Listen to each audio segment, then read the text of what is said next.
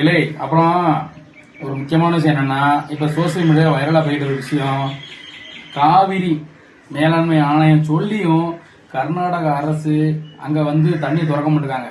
சரியா? காவிரி ஆற்றுல தண்ணி திறந்தா மட்டும்தான் ஒட்டுமொத்த தமிழக மக்களும் சரி, அங்க வடக்க இருக்க மக்கள், நம்ம தமிழ்நாட்டு மக்கள், காஞ்சிபுரம், தஞ்சாவூர், திருச்சி மக்கள் எல்லாருமே அந்த காவிரி தண்ணி வச்சு தான் விவசாயம் பண்ணிட்டு இருக்காங்க. இப்படி இருக்கும்போது பாத்தீங்கன்னா, அந்த கர்நாடக முதலமைச்சர் ஐயா அவர் வந்து பாத்தீங்கன்னா, நான் தண்ணி திறக்க மாட்டேன் அப்படின்னு சொல்லி ஒரு முழு மூச்சை சொல்லிக்கிட்டு இருக்காரு. இந்த நேரத்துல வந்து கர்நாடக முதலமைச்சர் என்ன சொல்றாங்கன்னா, நம்ம மாண்புமிகு தமிழ்நாடு முதலமைச்சர் திரு ஜோசப் விஜய் அண்ணன், நீங்க எங்க ஊருக்கு வாங்க, கர்நாடகாவுக்கு வாங்க, நான் உங்களுக்கு தண்ணி ஹெலிகாப்டர் வச்சு எங்களோட அந்த காவிரி அந்த தண்ணி வருதா, அந்த ஆறு, அந்த டேம் எல்லாத்தையும் நான் காமிக்கேன் அப்படின்னு சொல்லி சொல்லுவாரு. அதனால எப்படி எங்களுக்கு தண்ணி எங்களுக்கே கிடைக்க மாட்டேங்குது, எங்களுக்கே தண்ணி கிடைக்க மாட்டேங்குது அப்படின்னு காவிரியில அவர் சொல்லுவாரு. யாரு? கர்நாடக முதலமைச்சர் சொல்லுறாரு. கர்நாடகாவே தண்ணி இல்லையா, இது நம்புற மாதிரியா இருக்கு. அப்ப நம்மளும் தான் எங்க தமிழ்நாட்டுக்கே கரண்ட் தட்டுப்பாடா இருக்கு, நாங்களும் உங்களுக்கு கரண்ட் தரமாட்டோமே சொல்றதுக்கு எவ்வளவு நேரம் ஆகும் ஐயா? இதெல்லாம் வந்து கர்நாடகா முதலமைச்சர் ஐயா, நீங்க வந்து கொஞ்சம் புரிஞ்சுக்கிடணும். நீங்க எப்படி தண்ணி இல்லைன்னு சொல்லல, அதே மாதிரி நாங்களும் கரண்ட் இல்லைன்னு சொல்ல ஒரு நிமிஷம் ஆகாது. ரெண்டாவது, இப்ப எங்க தமிழ்நாட்டில் உள்ள பிள்ளைகள் எல்லாருமே அங்க படிக்க வராங்க, வேலைக்கு எல்லாரும் வராங்க. அதே மாதிரி கர்நாடகாவில் இருக்கிற மக்களும் படிக்க, பிள்ளைகள் இங்க நம்ம தமிழ்நாட்டுக்கு படிக்க வராங்க. இப்படி ரெண்டு மாநிலமும் ஒன்னா இணைஞ்சு படிப்புலையும் சரி, வேலை வாய்ப்புலையும் சரி நடந்துகிட்டு இருக்கு. இப்படி இருக்கும்போது நீங்க வந்து தமிழ்நாட்டுக்கு, அதுவும் காவிரி மேலாண்மை சொன்ன உத்தரவையும் மீறி, நடுவர் தீர்ப்பையும் மீறி நீங்க வந்து தண்ணி தரமான்னு சொல்றது கண்டிப்பா வந்து அது வந்து விவசாயிக வயிற்று அடிக்கிறதுக்கு சமம். சத்தியமா சொல்றேன். நீங்க இந்த விதத்துல நம்ம சிஎம் விஜய் அண்ணனை வந்து நீங்க கூப்பிட்டுருக்கீங்க, எங்க கர்நாடகாவுக்கு வாங்க, நான் சுத்தி காமிக்கிறேன், டேமை காமிக்கிறேன், அப்படி இப்படி சொல்லி சொல்லிருக்கீங்க. அது வந்து எனக்கு என்னவோ சரின்னு படலை. விஜய் அண்ணன், நீங்க போனா கண்டிப்பா வெற்றி தான். என்னைக்குமே நீங்க வெற்றி தலைவர், வெற்றியை தான் கண்டிப்பா கொண்டு வருவீங்க.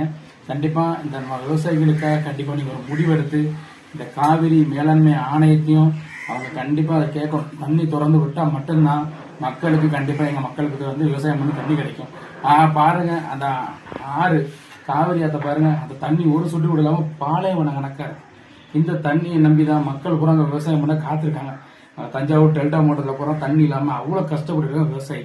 அதுல இப்ப காவிரி மேலாண்மை 15 நாளைக்கு தண்ணி திறந்து விட சொல்லி உத்தரவு கொடுத்திருக்கு. அதையும் மீறி இவங்க செய்யல அப்படின்னா அது ரொம்ப கண்டிக்கத்தக்கமான விஷயமா இருக்கும். அது போக நான் இன்னொன்னு சொல்லிக்கிறேன், நீங்க வந்து கர்நாடகால ஒரு சில போராட்டக்காரர்கள், அது என்னவோ தெரியல, நம்ம தளபதி விஜயனை கட்சி ஆரம்பிச்சதுல இருந்து இன்னைக்கு முதலமைச்சர் ஆன வரைக்கும் ஒவ்வொருத்தரும் அவரை பிரச்சனை பண்ணி டார்ச்சர் பண்ணிக்கிட்டே இருக்கீங்க. எது பண்ணாலும் குத்தம் குத்தம். ஏங்க இதுக்கு முன்னாடி ஆண்ட கட்சிகள்லாம் வந்து எந்த தப்பும் யாரும் பண்ணலையா? மக்களுக்கு என்னத்தை நல்லது பண்ணிட்டாங்க? பூரா கோடி கோடியா 13 லட்சம் கோடிக்கு மேல மக்கள் வந்து கடன் ஆக்கிட்டு போயிட்டாங்க. இன்னைக்கு இந்தியா வந்து 13 லட்சம் கோடியில கடன் இருக்க மாதிரி தமிழ்நாடு இருக்கு. இப்போ தமிழ்நாட்டுல ஒவ்வொரு தலையில 1.5 லட்சம் ரூபாய் கடனை ஏற்றி வச்சுட்டு போயிட்டாங்க. அந்த மனுஷன் ஒரு நல்லது பண்ணிட்டு இருக்காரு, மக்களுக்கு வந்து நல்லது பண்ணிட்டு இருக்க மனுஷன். அவங்க கர்நாடகாவில் இருக்க ஒரு சில கட்சிக்காரங்க என்ன பண்றாங்க, அவர் படம் ஓடிட்டு இருக்கு ஜனநாயகம், திரையரங்கத்துல போய் அவரோட வால் போஸ்டர் கிழிக்கிறது, கட் அவுட்டை கிழிக்கிறது, எரிக்கிறது, இது என்னங்க செயல்? சத்தியமா சொல்றேன், விஜய் அண்ணன் கண்டிப்பா அவரோட போஸ்ட் கிழிச்சீங்கன்னா கண்டிப்பா நான் வன்மையை கண்டிக்கிறேன். நான் மட்டும் இல்ல, ஒட்டுமொத்த எங்க தளபதி ரசிகர் மன்றத்தையும் சரி, தமிழ்நாடு மக்களுமே, கர்நாடக மக்கள் உங்களை யாரும் சொல்லலாங்க, ஒரு சில சமூக விரோதிகள் இருக்காங்க, அவங்கள தான் கண்டிப்பா நான் ரொம்ப கண்டிக்கிறேன். ஏன்னா எத்தனை கர்நாடக மக்கள் நல்ல மக்கள் இருக்காங்க. ஏன்னா இதே மாதிரி போன தடவை பிரச்சனை வரும்போது நம்ம நடிகர் சிம்பு எஸ்டிஆர் அவர்கள் வந்து பாத்தீங்கன்னா, நீங்க தண்ணி எங்களுக்கு தர இருந்தா கண்டிப்பா ஒரு கிளாஸ் டம்ளர்ல தண்ணி எங்களுக்கு கொடுத்து அதை நீங்க குடிச்சீங்க அப்படின்னா எங்களுக்கு தண்ணி தந்ததுக்கு அர்த்தம் சொல்லி சொன்னாரு. அதை செஞ்சீங்க. அதே மாதிரி தளபதி விஜய் முதலமைச்சர் அவர்களுக்கு பெரிய மரியாதை இருக்கு.